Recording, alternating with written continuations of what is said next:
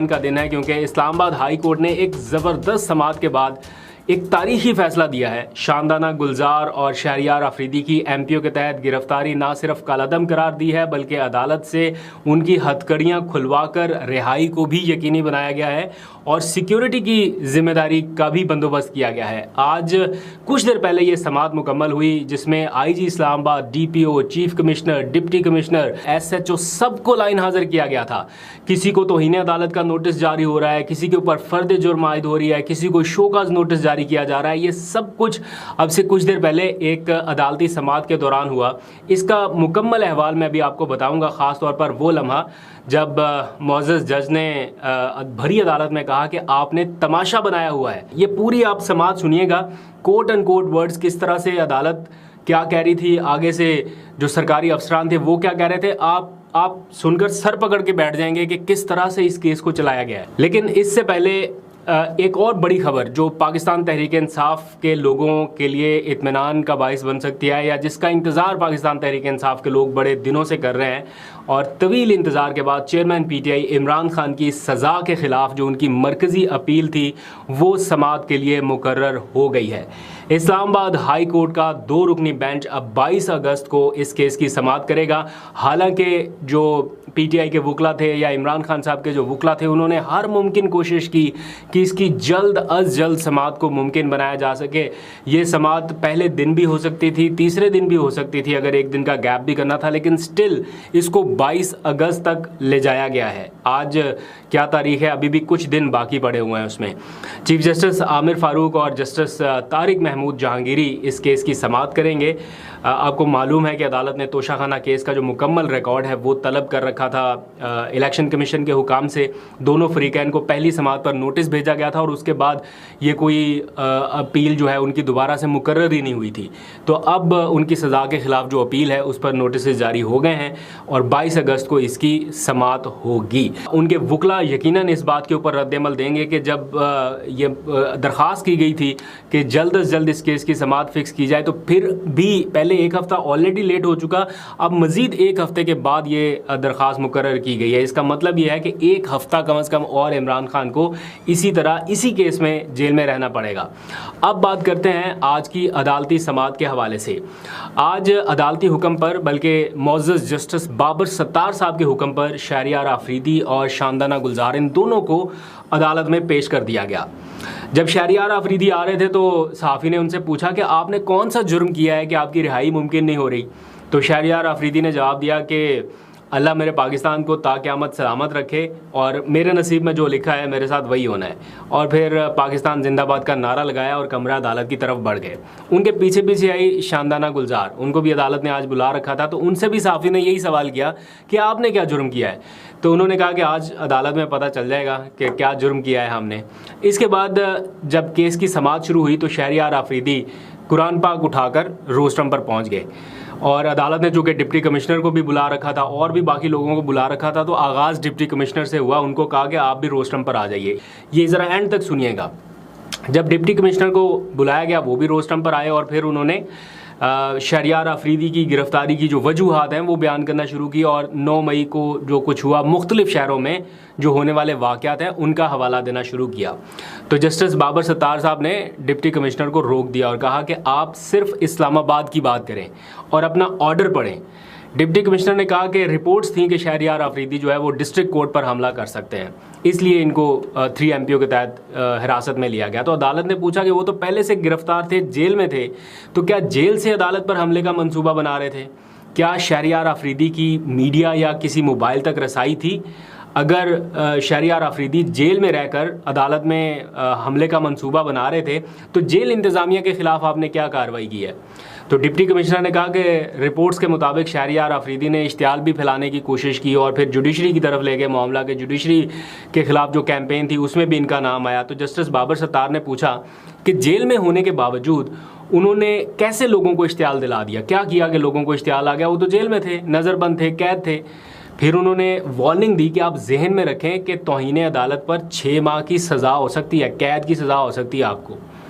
अच्छा, ये केस की समाअत जैसे जैसे आगे बढ़ रही थी, दिलचस्प सूरत बढ़ती जा रही थी। उस वक्त ज़्यादा दिलचस्प हुई जब जो मुतलका SHO थे वो रोस्टम पर आए। अदालत ने पूछा, शहरियार आफरीदी किसकी मालूमात पर गिरफ्तार हुए, आपके पास क्या इन्फॉर्मेशन थी शहरियार आफरीदी की प्लानिंग के हवाले से, ज़रा वो हमें बताएं। तो जवाब में SHO ने कहा, सर मैं उस वक्त वहाँ SHO था ही नहीं पहले कोई और SHO थे जिन्होंने ये कार्रवाई की थी। तो जस्टिस बाबर सत्तार ने कहा, फिर तो आपकी जान छूट गई। अब जो DPO थे उस वक्त के, वो कौन है, वो ज़रा अदालत के सामने आ जाएं। तो जो मुतलका DPO थे वो रोस्टम पर आ गए। उनसे भी अदालत ने वही सवाल किया कि आपके पास क्या इन्फॉर्मेशन थी शहरियार आफरीदी की प्लानिंग के हवाले से, ज़रा अदालत को बताएं। तो DPO बोले, सर मैं उस वक्त छुट्टी पर गया हुआ था। उसके बाद अदालत ने IG इस्लामाबाद को रोस्टम पर बुला लिया कि IG साहब आप तशरीफ़ लाएं। तो IG साहब ने कहा कि वाक़या होने से कबल ख़दशात की बुनियाद पर कार्रवाई की जाती है ताकि वाक़े को रोका जा सके, इसलिए हमने ये कार्रवाइयाँ अमन व अमान की सूरत हाल को बरकरार रखने की खातिर की थी। तो जस्टिस बाबर सत्तार ने कहा कि जिन रिपोर्ट्स की बुनियाद पर आपने कार्रवाई की है वो महज एक मजाक है। आप ये बताएं कि शहरियार आफरीदी जेल में बैठकर जिनको तशद्दुद पर उकसा रहा था, उनमें से किसी एक को भी आपने गिरफ्तार किया? तो IG इस्लामाबाद ने कहा कि हम तो मास्टरमाइंड के पीछे जाएंगे जी, तो मास्टरमाइंड ये थे इसलिए हम इनके पीछे आए। अदालत ने रिमार्क्स दिए कि जो कुछ पढ़ा गया है पुलिस सिस्टम का वो मजाक है। जो आप अदालत में हमें बता रहे हैं पढ़ के रिपोर्ट्स, वो अदालती सिस्टम का, पुलिस सिस्टम का मजाक है।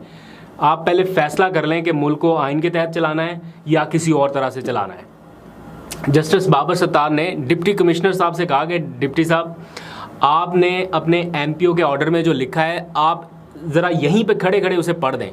आपने 16 मई के MPO ऑर्डर में जो वजूहात लिखी थी गिरफ्तारी की, वही वजूहात आपने 8 अगस्त के ऑर्डर में लिखी थी, और हम 8 अगस्त का आपका वो ऑर्डर गैर कानूनी करार दे चुके थे। आपने फिर 16 अगस्त में वही ऑर्डर निकाल के गिरफ्तारी डाल दी। डिप्टी कमिश्नर इस्लामाबाद के खिलाफ तौहीन अदालत की कार्रवाई भी शुरू करने का फैसला किया गया है, और साथ ही कहा गया है कि डिप्टी कमिश्नर पर फर्द जुर्म भी आयद की जाएगी। बड़े बड़े सरकारी अफसरान आज अदालत में खड़े थे, तो ये सारा कुछ उस वक्त हो रहा था। इसके बाद बारी आती है SSP ऑपरेशंस की। वो रोस्टम पर आए, उन्होंने भी अपनी समझ बूझ के मुताबिक अदालत को मुतमईन करने की कोशिश की अपनी तरफ से कि अदालत मुतमईन हो, लेकिन अदालत ने कहा कि आप लोगों ने तमाशा बनाया हुआ है। अदालत MPO ऑर्डर कालअदम करार देती है और आपकी तरफ से फिर नया ऑर्डर जारी हो जाता है। आप समझते हैं कि हम सब अंधे हैं। अदालत ने SSP ऑपरेशंस पर भी अगले हफ्ते फर्द जुर्म आयद करने का फैसला करते हुए IG इस्लामाबाद से कहा है कि मुतलका SHO और DPOs के नाम हमें फराहम करें ताकि कार्रवाई हो सके। मुतलका SHO और DPOs दोनों को शोकाज नोटिस जारी करने का हुक्म भी दिया गया है। और सबसे दिलचस्प ये कि अदालत ने कहा कि डिप्टी कमिश्नर को MPO का ऑर्डर जारी करने का इख्तियार किसने दिया? क्या ऐसा इख्तियार करने का कोई नोटिफिकेशन जारी हुआ? अगर है तो हमें दिखाएं। बताएं कहाँ है वो नोटिफिकेशन जिसमें डिप्टी कमिश्नर को ये अथॉरिटी दी गई है कि वो जब चाहे नोटिफिकेशन निकाल दे। और अगर ऐसा कोई नोटिफिकेशन नहीं है तो फिर तो ये सारी बहस की ज़रूरत ही नहीं है। तो इस सारी बहस को समेटते हुए अदालत ने शहरियार आफरीदी और शानदाना गुलजार की MPO के तहत जो गिरफ्तारी का ऑर्डर था उसे मुअत्तल कर दिया और उनकी फौरी रिहाई का हुक्म दिया। ना सिर्फ रिहाई का हुक्म दिया बल्कि अदालत में ही उनकी हथकड़ियाँ भी खोली गईं और अदालत ने वाजे कर दिया कि अब अगर इन दोनों को कुछ भी हुआ तो IG और चीफ कमिश्नर जिम्मेदार होंगे। शहरियार आफरीदी से भी अदालत ने कहा है कि जब तक इस केस की समाअत मुकम्मल नहीं हो जाती आप अपने इस्लामाबाद वाले घर में ही रहें। क्या आपका इस्लामाबाद में कोई घर है? उन्होंने कहा जी बिल्कुल है। तो कहा कि आप वहीं पे रहें, जाएं ना कहीं पे। और फिर ये भी वाजे कर दिया कि शहरियार आफरीदी की हिफाजत की जिम्मेदारी IG और चीफ कमिश्नर पर होगी और इसी तरह शानदाना गुलजार को भी प्रोटेक्शन दी जाएगी और इनको अब गिरफ्तार नहीं किया जाएगा।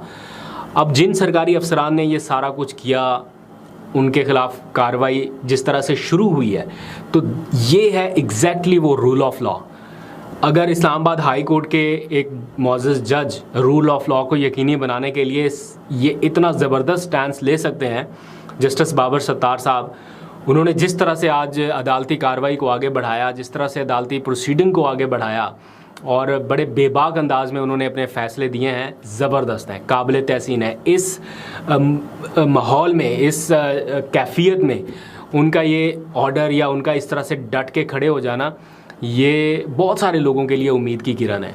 और यही नहीं है, ये कड़ी से कड़ी मिलती है ना।